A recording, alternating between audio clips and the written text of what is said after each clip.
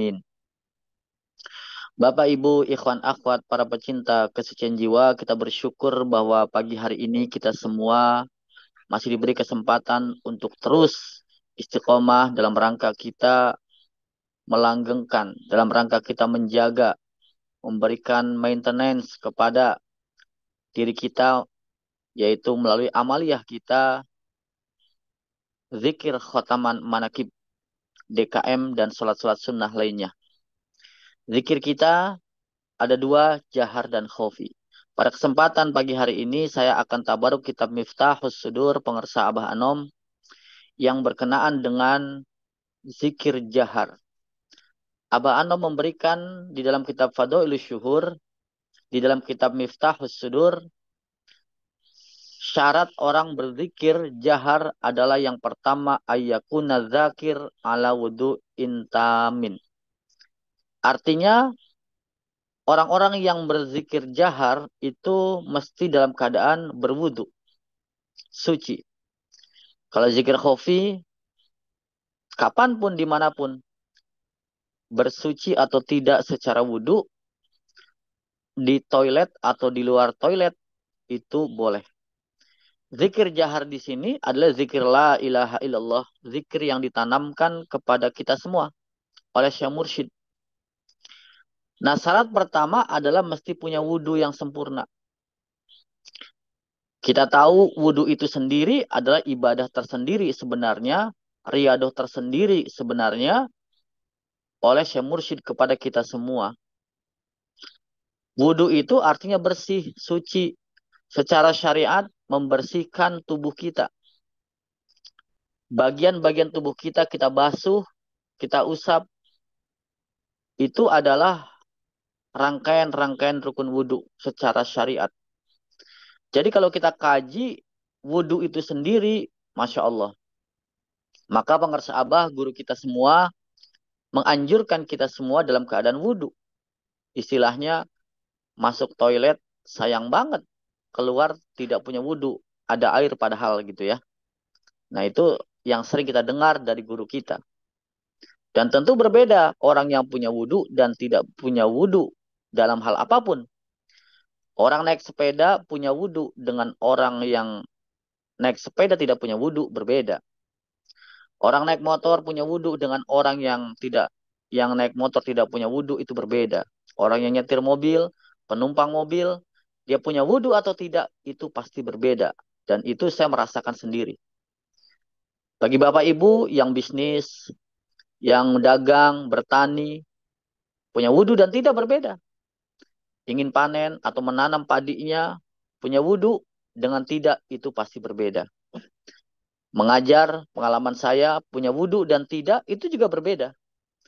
Ketika saya mengajar, ketika tidak punya wudu, kadang mudah tersentuh emosi saya. Ada misalkan peserta atau mahasiswa tiba-tiba nyeletuk, kita ada kesel gitu. Kadang terpancing emosi, tetapi ketika kita punya wudu, saya punya wudu, saya merasakan perbedaan yang luar biasa. Saya merasa lebih tenang, lebih nyaman. Nah, artinya, Bapak Ibu, ikhwan akhwat, kalau kita kaji bagaimana wudu ini secara fisik, mental, spiritual, ini luar biasa. Secara fisik, membersihkan. Kita tahu ketika kita batal wudhu lagi, wajah kita tersapu bersih secara fisik dari debu-debu dan lain sebagainya, tangan kita dan lain sebagainya. Sensasi secara psikologis tentu kita merasakan lebih tenang, lebih nyaman. Ketegangan-ketegangan di wajah ketika diusap dengan air wudhu, maka di situ mulai melembut. Ada sensasi merasa bersih diri kita ketika kita punya wudhu. Ketenangan, kedamaian. Dan banyak saya baca referensi bagaimana manfaatnya orang ketika menjaga wudhunya. Secara spiritual, tentu ini melindungi kita daripada hal-hal yang tidak bagus. Secara spiritual, kita merasa dekat dengan Allah, merasa suci, bersih. Bahkan ada satu hadis mengatakan, setan itu terbuat dari api, maka padamkanlah dengan air wudhu. Nah, maka orang-orang yang punya wudhu itu memadamkan api setan gitu.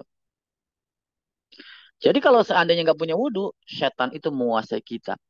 Nah, inilah Abah mengajarkan kepada kita bahwa kita ini, orang-orang Toriko ini, tidak pernah kenal batal wudhu. Orang di luar sana mengatakan, hebat sekali nggak pernah batal wudhu gitu ya. Itu gimana buang angin dan lain sebagainya. Bukan begitu artinya. Artinya adalah ketika dia batal, wudhu lagi. Ketika dia batal, wudhu lagi. Ketika dia batal, wudhu lagi. Ini Masya Allah. Kita bahas satu saja luar biasa dari sekian banyak amaliyah yang diajarkan oleh guru kita di dalam Thariqah ini. Satu saat saya diminta oleh uh, diberi kesempatan oleh Allah karomah pengersa Abah untuk memimpin jemaah umroh. Dan jemaah umroh ini adalah jemaah umroh yang bukan Thariqah di luar. Saya di hati hanya berpikir minimal satu saja. Saya berikan riadoh atau amaliyah yang disabdakan pengersa guru. Karena itu bukan wilayah Thariqah, bukan wilayah kita. Nah, maka salah satu cara saya masuk adalah ketika melakukan manasik, saya anjurkan satu bus jemaah umroh itu adalah menjaga wudhu sejak pemberangkatan Soekarno-Hatta sampai akhir. Dan ternyata jemaah ini saya ceritakan khasiatnya, manfaatnya, saya ceritakan semuanya, bahkan hal-hal yang sifatnya spiritual, yang saya cari referensi-referensinya, pengalaman-pengalaman orang-orang yang menjaga wudhu, dan hadis dalil segala macamnya, maka mereka pun melakukan. Bahkan 1 minggu sebelum mereka berangkat, mereka sudah praktek wudhu di rumahnya. Ketika mau tidur, dia bilang, saya wudhu dulu. Kemudian tidur, bangun langsung wudhu lagi. Seperti yang dianjurkan dalam manasik itu. Saya beri nama manasik soul programming. Kemudian, semenjak Soekarno-Hatta, semua orang berwudhu gitu ya. Ke ke bandara begitu. Padahal belum Toriko ini, belum talqin zikir. Nah, kemudian mereka semua naik pesawat. Itu sepanjang perjalanan Madinah, Mekah, Jeddah, mereka jaga wudhunya. Walaupun dia city tour, tidak ibadah di Masjid Nabawi, dia menjaga wudhunya. Ketika di hotel, jaga wudhunya. Ketika shopping, jaga wudhunya. Nah, dan akhirnya Alhamdulillah karomah Abah di teras Nabawi, setengah dari bus itu talqin zikir, dan di akhir menjelang jeda semua talqin zikir, karena sudah di passing oleh saya, di leadingnya talqin, maka mereka mau semua masuk jeda. Nah, Bapak Ibu ikhwan akhwat, itu menarik ketika testimoni. Testimoni mereka itu luar biasa gitu. Mereka ada yang mengalami pengalaman spiritual, ada mengalami hal-hal yang luar biasa ketika dia tidak hanya ketika ibadah, ketika dia ada yang mengatakan ketika di pesawat yang tadinya takut, khawatir, karena dia punya wudhu, dia pasrah, ikhlas, lebih tenang, katanya Pak Subhan, Masya Allah, terima kasih. Kata mereka. Kemudian ketika ada orang yang cerita pengalaman-pengalaman spiritualnya, spiritual experience-nya, dan hal menarik, ibu-ibu begitu. Dia cerita seolah-olah bercanda, tapi ini luar biasa. Dia bilang, Pak Subhan, saya umroh sudah beberapa kali katanya. Dan sekarang baru saya umroh wudhu yang terus-menerus nggak pernah berhenti. Apa yang terjadi ketika saya shopping, katanya. Ketika saya shopping, shopping saya itu benar-benar produktif gitu. Saya tidak mengambil yang sesuatu yang tidak ada manfaatnya. Setiap saya mengambil apa yang saya mau belanja, saya berpikir ini manfaat atau tidak. Ini penting nggak buat saya? Buat siapa ya kira-kira? Akhirnya saya beli hanya untuk orang-orang yang saya ingin kasih. Dan itu nominalnya lebih rendah daripada sebelum-sebelumnya ketika saya belanja shopping. Nah, ini kan luar biasa gitu ya. Ternyata dengan wudhu ini orang menstop wantingnya, keinginan hawa nafsunya. Makanya pernah saya katakan berkah gitu. Orang yang melakukan amalia syemursi di berkah. Kalau orang kurang berkah, maka yang muncul adalah hawa nafsu, keinginan. Karena orang tuh semakin banyak keinginan, hawa nafsu yang muncul, maka yang terjadi adalah kurang berkah. Maka menjadi tersiksa. Nah, ibu ini mengatakan, ketika saya belanja itu ternyata di situ keinginan saya untuk melihat dan membeli itu berkurang.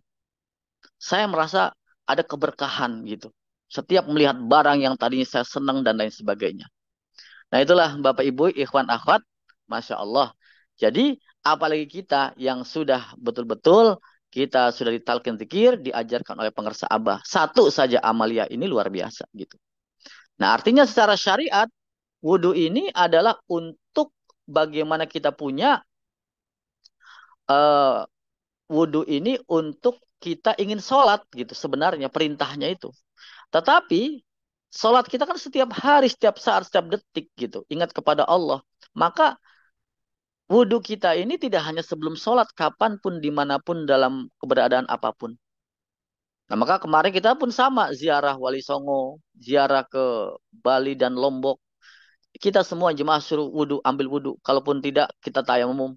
Kita jaga wudhunya semaksimal mungkin. Ya, ini luar biasa gitu. Di kapal kita bisa manakiban gitu ya. Kita merasa tenang perjalanan gitu. Amalia full. Nah ini berbeda orang yang punya wudhu dan tidak punya wudhu. Nah apalagi kita mau zikir jahar. Pengersa Abah mengatakan ayakuna zakir ala wudhu intam. Yaitu kita hendaklah dalam keadaan suci berwudhu. Nah inilah hikmah-hikmah yang kita bisa ambil dari setiap bagian-bagian yang tertulis oleh Syekh Mursyid pada hari ini adalah kitab Miftahus Sudur. Baik, kita lanjutkan. Uh, yang kedua adalah syarat untuk kita zikir jahar. Yang pertama wudhu, yang kedua adalah wa ayyazkuro bidor bin syadidin. Hendaknya orang yang berzikir la ilaha illallah bidor bin syadidin. Dengan apa? Dengan pukulan yang syadid, yang kuat. Pukulan yang kuat itu artinya Abah sering mencontohkan illallah, begitu kan. Nah, artinya kita ada gentakan. Karena kita menghentak, memukul bagian kolbu kita yang keras begitu ya. Ini apa? Sehingga lembut. Jadi kalau batu keras dipukulnya lembut, ya lama gitu ya. Kalaupun pecah, apa tidak pecah. Tapi karena keras, maka mesti kuat. Illallah. Bidor bin syadidin. Wasotin kawiyin. Dengan suara yang kuat. Suara yang kuat ini artinya suara yang kuat ke dalam diri kita. Abah mengajarkan kepada kita, minimal suara itu terdengar oleh telinga kita, bukan telinga orang lain. Jadi bukan berarti teriak-teriak zikir jahar la ilaha illallah agar terdengar oleh telinga-telinga orang lain. Tidak. Wasautin qawin di sini artinya suara yang keras. Pengersa Abah mengatakan minimal terdengar oleh telinga kita sendiri. Itu zikir jahar. Zikir la ilaha illallah. Jadi kalau zikir jahar tidak ada suaranya, jangankan terdengar oleh orang lain, oleh istri, anaknya, suaminya, oleh telinga sendiri saja tidak terdengar, itu bukan zikir jahar, tapi zikir la ilaha illallah yang dikhofikan. Kan tidak ada gitu ya. Karena zikir la ilaha illallah itu mesti jahar dan ada khofinya di dalam. Jadi mesti ada suaranya minimal terdengar oleh telinga kita la ilaha illallah la ilaha illallah nikmat sekali apalagi pada subuh apalagi menjelang salat subuh waktu ngantuk-ngantuknya begitu kan ada tahajud masya Allah nikmat sekali kalau kita zikir target kita adalah kekuatan yang kuat pukulan yang kuat dan suara itu dengan ada suaranya minimal terdengar oleh telinga kita karena zikir ini untuk kita gitu. Maka Abah mengatakan apa? Hatta tahsula anwaru zikri fi bawatiniz zakirin. Sehingga menghasilkan cahaya-cahaya zikir pada batin-batin orang yang berzikir. Nah, pengersa Abah sudah menjelaskan kepada kita semua bahwa zikir jahar ini ternyata bisa menghasilkan cahaya-cahaya. Ya kita tidak bisa melihat. Cahaya-cahaya itu ada. Jadi kita mesti yakini betul, termasuk saya ini, meyakini diri saya sendiri, bahwa ternyata bagi orang yang banyak mengucapkan zikir jahar, la ilaha illallah, dengan kekuatan yang mantap gitu ya, suara yang ada, maka itu menghasilkan cahaya di batin kita. Secara spiritual itu ada cahaya.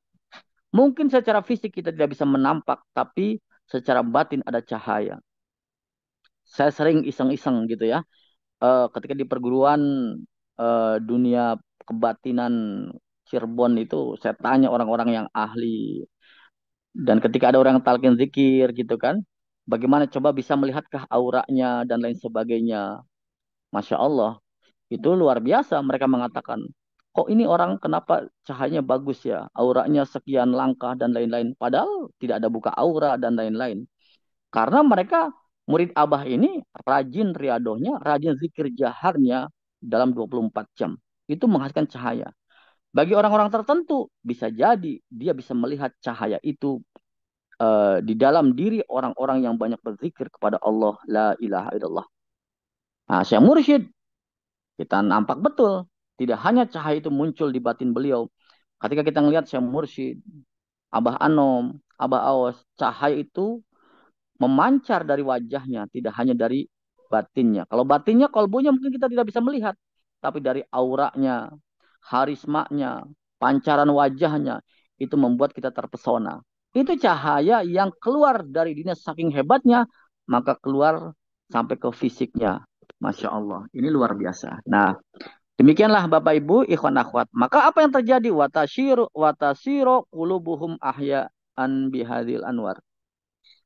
Maka menjadi hati-hati mereka yang berzikir la ilallah dengan suara yang kuat dan pukulan yang kuat, maka cahaya-cahaya itu menjadikan kolbunya hidup. Hayatan abadiyatan ukhrawiyatan. Kehidupan yang abadi sampai akhirat.